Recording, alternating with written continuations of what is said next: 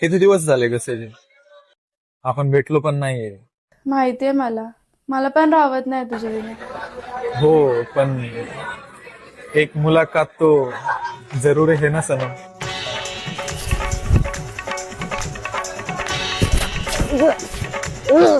Hello.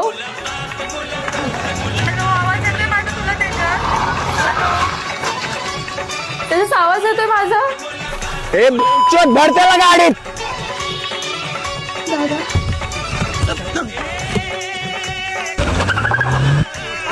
काय केलाय तू?